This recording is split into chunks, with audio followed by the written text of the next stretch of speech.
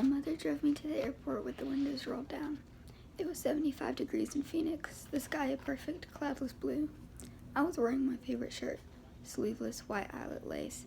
I was wearing it as a farewell gesture. My carry-on item was a parka. In the Olympic Peninsula of the Northwest Washington State, a small town named Forks exists under a near constant cover of clouds. It rains on this inconsequential town more than any other place in the United States of America.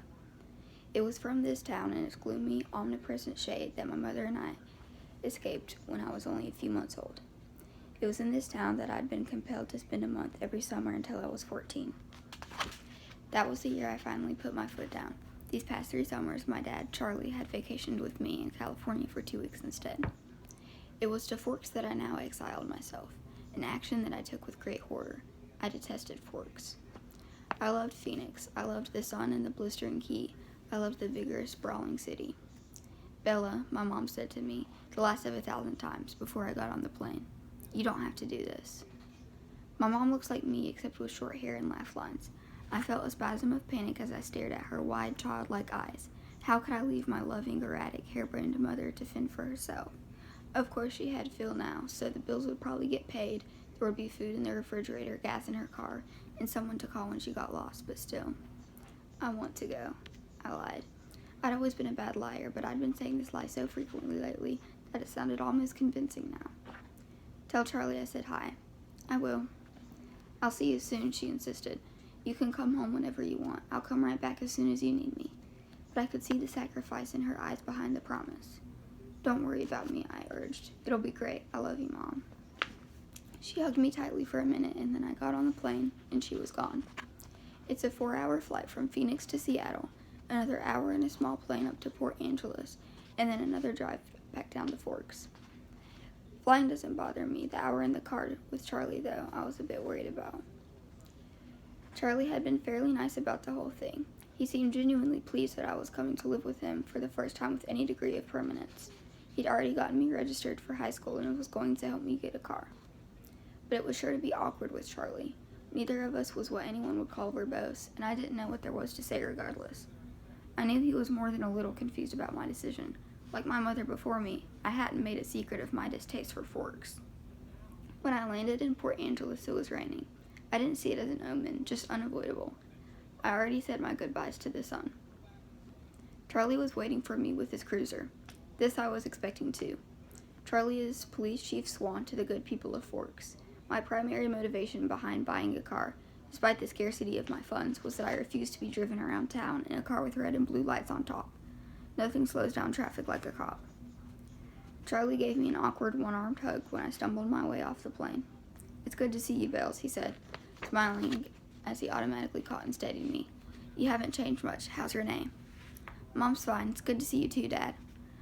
I wasn't all allowed to call him Charlie to his face. I had only a few bags. Most of my Arizona clothes were too permeable for Washington. My mom and I had pooled our resources to supplement my winter wardrobe, but it was all scanty. It all fit easily in the trunk of the cruiser. "I found a good car for you really cheap," he said as we were strapped in. What kind of car? I was suspicious of the way he said good car for you as opposed to just good car. "Well, it's a truck actually, a Chevy." "Where did you find it?" "Do you remember Billy Black down at La Push?" La Push is the tiny Indian reservation on the coast. "No." "He used to go fishing with us during the summer," Charlie prompted. That would explain why I didn't remember him. I do a job of blocking painful, unnecessary things from my memory. "He's in a wheelchair now," Charlie continued when I didn't respond, "so he can't drive anymore, and he offered to sell me his truck cheap." "What year is it?" I could see from his change of expression that this was the question he was hoping I wouldn't ask. "Well, Billy's done a lot of work on the engine. It's only a few years old, really." I hoped he didn't think so little of me to believe that I would give up that easily. "When did he buy it?" "He bought it in 1984, I think." "Did he buy it new?" "Well, no, I think it was new in the early 60s, or late 50s at the earliest," he admitted sheepishly. "Dad, I really don't know anything about cars. I wouldn't be able to fix it if anything went wrong, and I couldn't afford a mechanic." "Really, Bella, the thing runs great. They don't build them like that anymore." The thing, I thought to myself. It had possibilities as a nickname, at the very least. How cheap is cheap? After all, that was the part I couldn't compromise on. "Well, honey, I kind of already bought it for you, as a homecoming gift." Charlie peeked sideways at me with a hopeful expression. Wow, free.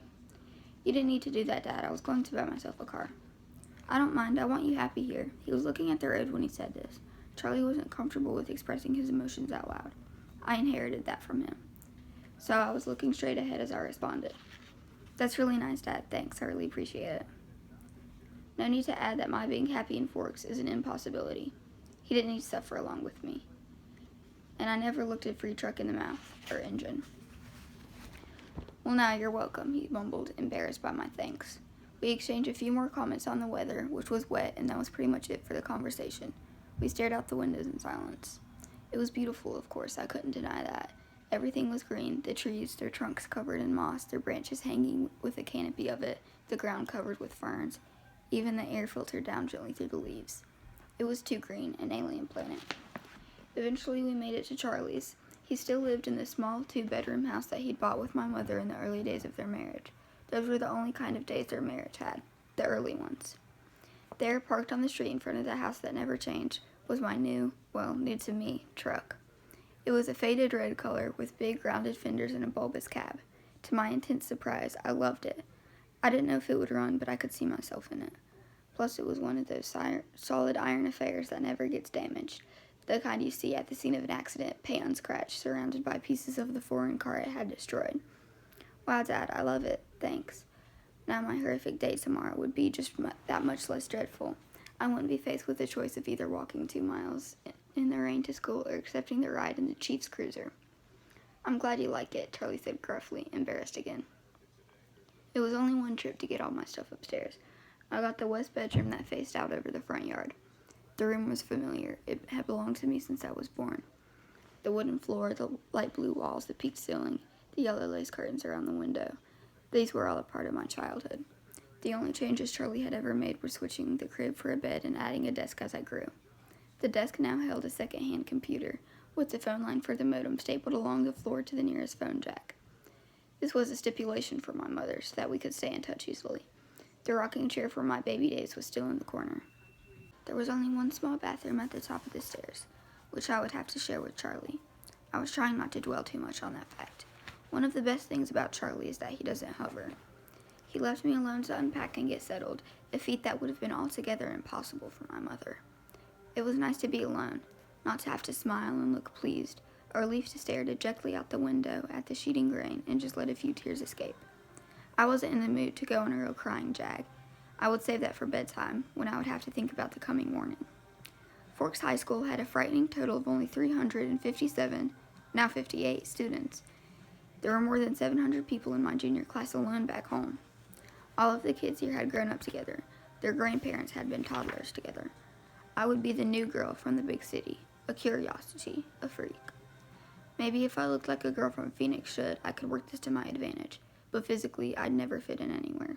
I should be tan, sporty, blonde, a volleyball player, or a cheerleader perhaps, all the things that go with living in the Valley of the Sun. Instead, I was ivory-skinned, without even the excuse of blue eyes or red hair, despite the constant sunshine. I had always been slender, but soft somehow, obviously not an athlete. I didn't have the necessary hand-eye coordination to play sports without humiliating myself and harming both myself and anyone who stood too close. When I finished putting my clothes in the old pine dresser, I took my bag of bathroom necessities and went to the communal bathroom to clean myself up after the day of travel. I looked at my face in the mirror as I brushed through my tangled, damp hair. Maybe it was a light, but I already looked solid, unhealthy. My skin could be pretty. It was very clear, almost translucent looking, but it all depended on color. I had no color there. Facing my pallid reflection in the mirror, I was forced to admit that I was lying to myself. It wasn't just physically that I'd never fit in. And if I couldn't find a niche in a school with 3,000 people, what were my chances here? I didn't relate well to people my age. Maybe the truth was I didn't relate well to people, period. Even my mother, who I was closer to than anyone on the planet, was never in harmony with me, never on exactly the same page. Sometimes I wonder if I was seeing the same things through my eyes that the rest of the world was seeing through theirs. Maybe there was a glitch in my brain, and the cause didn't matter. All that mattered was the effect, and tomorrow would be just the beginning. I didn't sleep well that night, even after I was done crying. The constant whooshing of the rain and wind across the roof wouldn't fade into the background. I pulled the faded old quilt over my head and later added the pillow too. But I couldn't fall asleep under the midnight. when the rain finally settled into quieter drizzle. Thick fog was all I could see out my window in the morning, and I could feel the claustrophobia creeping up on me. You could never see the sky here. It was like a cage. Breakfast with Charlie was a quiet event. He wished me good luck at school. I thanked him, knowing his hope was wasted. Good luck tended to avoid me. Charlie left first, off to the police station that was his wife and family. After he left, I sat at the old square oak table in one of the 3 unmatching chairs and examined his small kitchen. With its dark paneled walls, bright yellow cabinets, and white linoleum floor, nothing was changed. My mother had painted the cabinets 18 years ago in an attempt to bring some sunshine into the house. Over the small fireplace in the adjoining handkerchief-sized family room was a row of pictures. First, a wedding picture of Charlie and my mom in Las Vegas, then one of the 3 of us in the hospital after I was born, taken by a helpful nurse, followed by the procession of my school pictures up into the last years. These were embarrassing to look at. I would have to see what I could do to get Charlie to put them somewhere else, at least while I was living there. It was impossible being in this house, not to realize that Charlie had never gotten over my mom. It made me uncomfortable. I didn't want to be too early to school, but I couldn't stay in the house anymore. I donned my jacket, which had the feel of a biohazard suit, and headed out into the rain. It was just drizzling still, not enough to soak me through immediately as I reached for the house key that was always hidden under the eaves by the door, and locked up. The sloshing of my new waterproof boots was unnerving. I missed the normal crunch of gravel as I walked. I couldn't pause and admire my truck again as I wanted. I was in a hurry to get out of the misty wet that swirled around my head and clung to my hair under my hood. Inside the truck, it was nice and dry. Either Billy or Charlie had obviously cleaned it up, but the tan upholstery seats still smelled faintly of tobacco, gasoline, and peppermint. The engine started quickly to my relief, but loudly roaring to life and then idling at top volume. Well, a truck this old was bound to have a flaw. The antique radio worked, a plus that I hadn't expected. Finding the school wasn't difficult, though I'd never been there before. The school was just like most other things, just off the highway. It was not obvious that it was a school. Only the sign, which declared it to be Forks High School, made me stop. It looked like a collection of matching houses, built with maroon-covered bricks. There were so many trees and shrubs that I couldn't see its size at first. Where was the feel of the institution? I wondered nostalgically. Where were the chain-link fences, the metal detectors? I parked in front of the first building, which had a small sign over the door reading Front Office. No one else was parked there, so I was sure it was off limits, but I decided I would get directions inside instead of circling around in the rain like an idiot. I stepped unwillingly out of the toasty truck cab and walked down a little stone path lined with dark hedges. I took a deep breath before opening the door. Inside, it was brightly lit and warmer than I had hoped. The office was small, a little waiting area with padded folding chairs, orange-flecked commercial carpet, notices and awards cluttering the walls, a big clock ticking loudly. Plants grew everywhere in large plastic pots, as if there wasn't enough greenery outside. The room was cut in half by a long counter, cluttered with wire baskets full of papers and brightly colored flyers taped to its front. There were 3 desks behind the counter, one of which was manned by a large red-haired woman wearing glasses. She was wearing a purple t-shirt, which immediately made me feel overdressed. The red-haired woman looked up. "Can I help you?" "I'm Isabella Swan," I informed her, and saw the immediate awareness light in her eyes. I was expected a topic of gossip, no doubt. Daughter of the chief's flighty ex-wife, come home at last. "Of course," she said. She dug through a precariously stacked pile of documents on her desk till she found the one she was looking for. "I have your schedule right here and a map of the school." She brought several sheets to the counter to show me. She went through my classes for me, highlighting the best route to each on the map, and gave me a slip to have each teacher sign, which I was to bring back at the end of the day. She smiled at me and hoped, like Charlie, that I would like it here in Forks. I smiled back as convincingly as I could. When I went back out to my truck, other students were starting to arrive. I drove around the school following the line of traffic. I was glad to see that most cars were older like mine, nothing flashy. At home, I'd lived in one of the few lower-income neighborhoods that were included in the Paradise Valley district. It was a common thing to see a new Mercedes or Porsche in the student parking lot. The nicest car here was a shiny Volvo, and it stood out. Still, I cut the engine as soon as I was in a spot so that the thunderous volume wouldn't draw attention to me. I looked at the map in the truck, trying to memorize it now. Hopefully I wouldn't have to walk around with it all day. I stuffed everything in my bag, slung the strap over my shoulder, and sucked in a huge breath. "I can do this," I lied to myself feebly. No one was going to bite me. I finally exhaled and stepped out of the truck.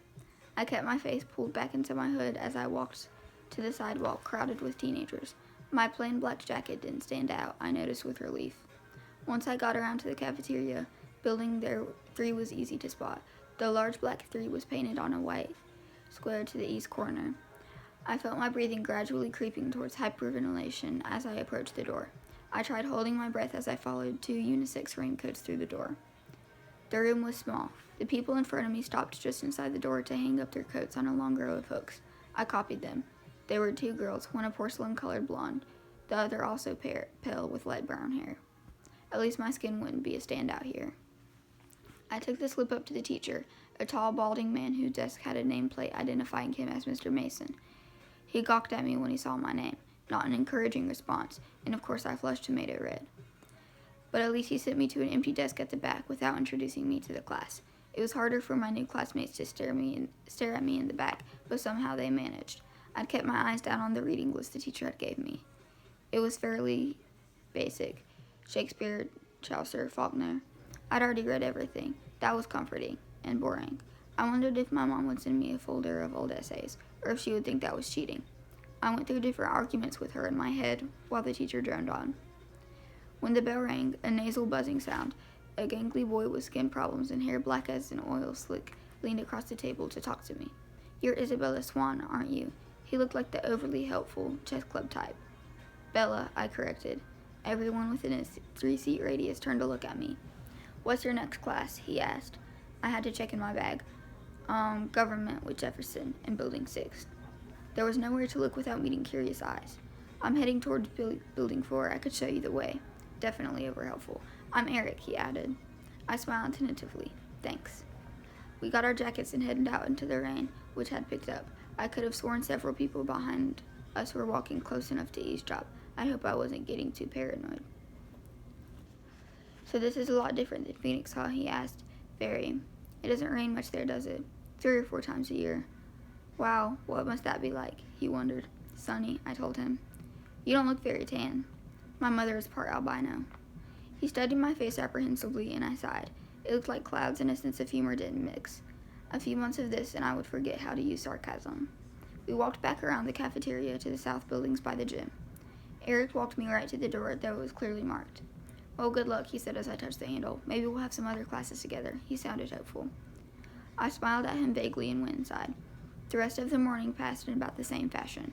My trigonometry teacher, Mr. Varner, who I would have hated anyway just because of the subject he taught, was the only one who made me stand in front of the class and introduce myself.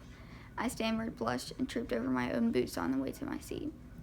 After 2 classes, I started to recognize several of the faces in each class. There was always someone braver than the others who would introduce themselves and ask me questions about how I was liking forks.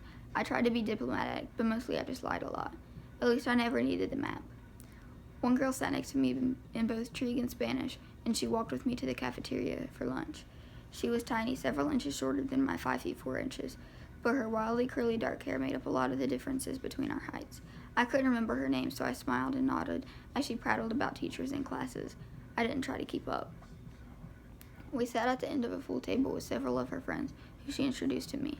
I forgot all their names as she spoke to them. They seemed impressed by her bravery in speaking to him.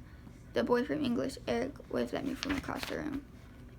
It was there, sitting in the lunchroom, trying to make conversation with several curious strangers as I first saw them. They were sitting in the corner of the cafeteria, as far away from where I sat as possible in the long room. There were 5 of them. They weren't talking, and they weren't eating, though they each had a tray of untouched food in front of them. They weren't gawking at me, unlike most of the other students, so it was safe to stare at them without fear of meeting an excessively interested pair of eyes. But it was none of these things that caught and held my attention. They didn't look anything alike. One of 3 boys, one was big, muscled like a serious weightlifter, with dark curly hair. Another was taller, leaner, but still muscular and honey blonde. The last was lanky, less bulky, with untidy bronze-colored hair. He was more boyish than the others. He looked like they could be in college or even teachers here rather than students. The girls were opposite. The tall one was statuesque. She had a beautiful figure, the kind you saw on the cover of the Sports Illustrated swimsuit issue, the kind that made every girl around her take a hit of self-esteem just by being in the same room. Her hair was golden, gently waved to the middle of her back. The short girl was pixie-like, thin in the extreme with small features. Her hair was a deep black, cropped short and pointing in every direction. And yet they were all exactly alike. Every one of them was chalky pale, the palest of all the students living in this sunless town. Paler than me, the albino. They had very dark eyes, despite their range in their hair tones. They also had dark shadows under those eyes, purplish, bruise-like shadows, as if they were all suffering from a sleepless night or almost done recovering from a broken nose. Though their noses, all their features, were straight, perfect, angular.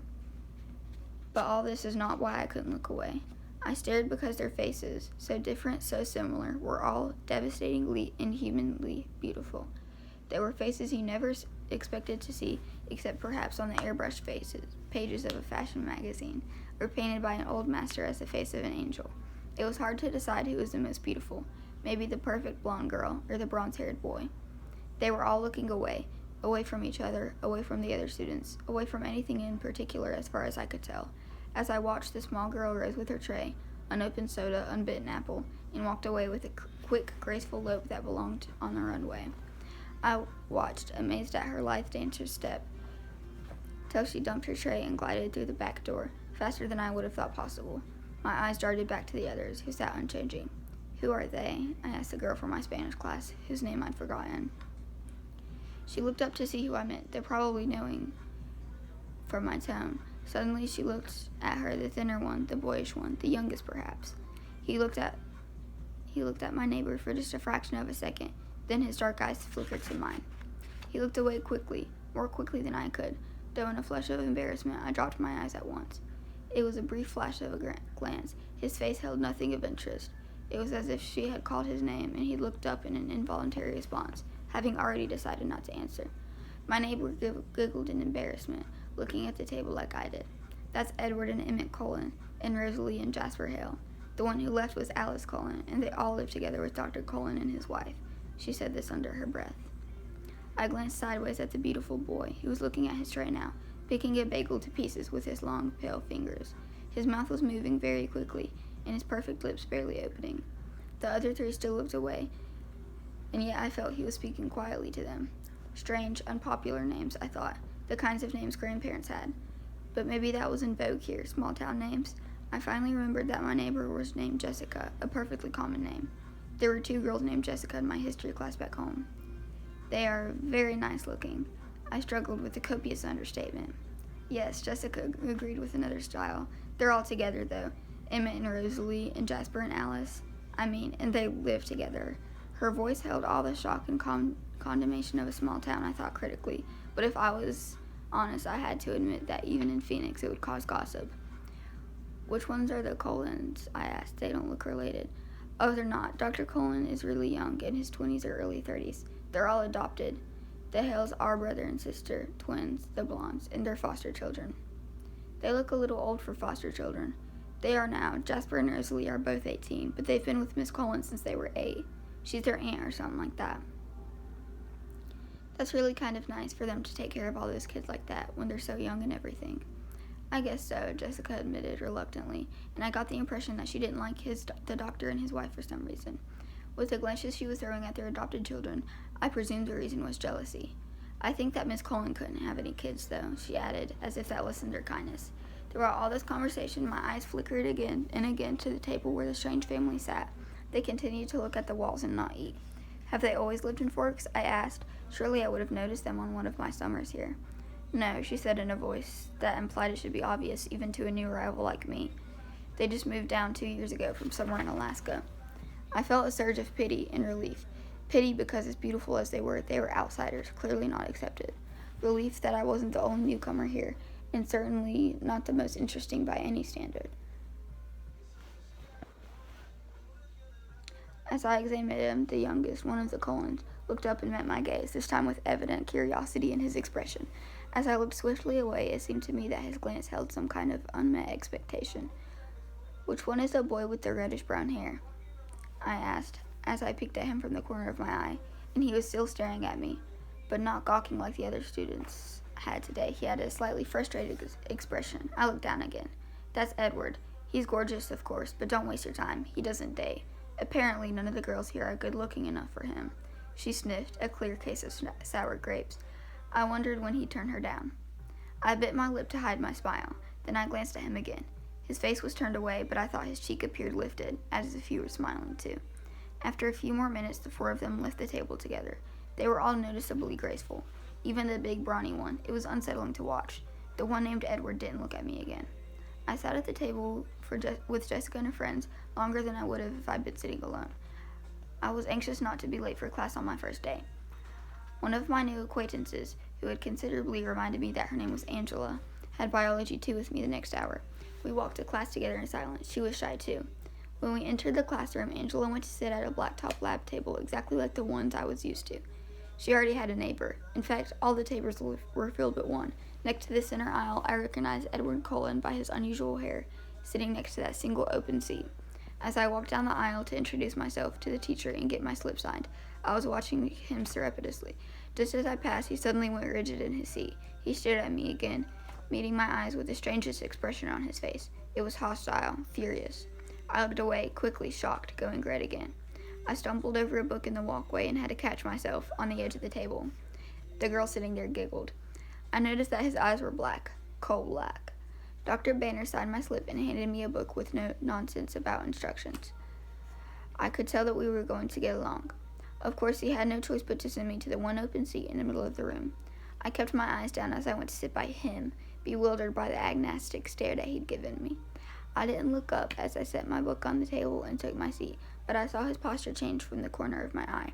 He was leaning away from me, sitting on the extreme edge of his chair and averting his face like he smelled something bad. Inconspicuously, I sniffed my hair. It smelled like strawberries, the scent of my favorite shampoo. It seemed an innocent enough odor. I let my hair fall over my right shoulder, making a dark curtain between us, and tried to pay attention to the teacher. Unfortunately, the lecture was on cellular anatomy, something I'd already studied. I took notes carefully anyways, without looking down. I couldn't stop myself from peeking occasionally through the screen of my hair at the strange boy next to me. During the whole class, he never relaxed his stiff position on the edge of his chair, sitting as far from me as possible. I could see his hand on his left leg was clenched to a fist, tendons standing out under his pale skin. This, too, he never relaxed. He had the long sleeves of his white shirt pushed up to his elbows, and his forearm was surprisingly hard and muscular beneath his light skin. He wasn't nearly as slight as he'd looked next to his burly brother. The class seemed to drag on longer than the others. Was it because the day was finally coming to a close, or because I was waiting for his tight fist to loosen? It never did. He continued to sit so still it looked like he wasn't breathing. What was wrong with him? Was this his normal behavior? I questioned my judgment on Jessica's bitterness at lunch today. Maybe she was not as resentful as I thought. It couldn't have anything to do with me. He didn't know me from Eve. I peeked at him one more time and regretted it. He was glaring down at me again, his black eyes full of revulsion. As I flinched away from him, shrinking against my chair, the phrase, "if looks could kill," suddenly ran through my mind. At that moment, the bell rang loudly, making me jump, and Edward Cullen was out of his seat. Fluidly, he rose. He was much taller than I thought. His back to me, he was out of the door before anyone else was out of their seat. I sat frozen in my seat, staring blankly after him. He was so mean. It wasn't fair. I began gathering up my things slowly, trying to block the anger that filled me, for fear my eyes would tear up. For some reason, my temper was hardwired to my tear ducts. I usually cried when I was angry, a humiliating tendency. "Aren't you Isabella Swan?" a male voice asked. I looked up to see a cute, baby-faced boy, his pale blonde hair carefully gelled into orderly spikes, smiling at me in a friendly way. He obviously didn't think I smelled bad. "Bella," I corrected him with a smile. "I'm Mike." "Hi, Mike. Do you need any help finding your next class?" "I'm headed to the gym, actually. I think I can find it." "That's my next class, too." He seemed thrilled, though it wasn't that big of a coincidence in a school this small. We walked to class together. He was a chatterer. He supplied most of the conversation, which made it easy for me. He'd lived in California till he was 10, so he knew how I felt about the sun. It turned out he was in my English class, too. He was the nicest person I'd met today. But as we were entering the gym, he asked, "So did you stab Edward Cullen with a pencil or what? I've never seen him act like that." I cringed, so I wasn't the only one who had noticed, and apparently that wasn't Edward Cullen's usual behavior. I decided to play dumb. "Was that the boy I sat next to in biology?" I asked artlessly. "Yes," he said. "He looked like he was in pain or something." "I don't know," I responded. I never spoke to him.